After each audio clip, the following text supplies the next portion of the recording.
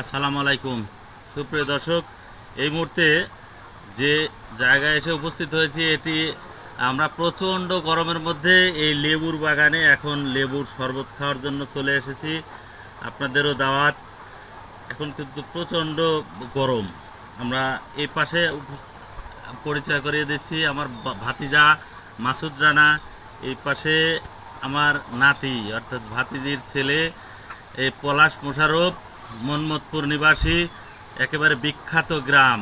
আপনারা পাবনা জেলার সাঁথিয়া উপজেলার একেবারে বিখ্যাত গ্রাম বললেই চিনবেন। এটি মরহুম শহীদ মতিউর রহমান নিজামীর এটি কিন্তু নাতি।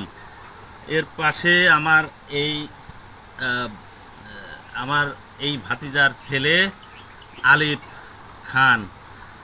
সুপ্রিয় দর্শক, আপনারা দেখতে পাচ্ছেন আমরা কিন্তু লেবু চিপছি, লেবুর রস এখন খাবো। আর এ পাশে আমার এক ডাক্তার এসে উপস্থিত হয়েছে, আপনাদের দেখাচ্ছি। স্বাগতম।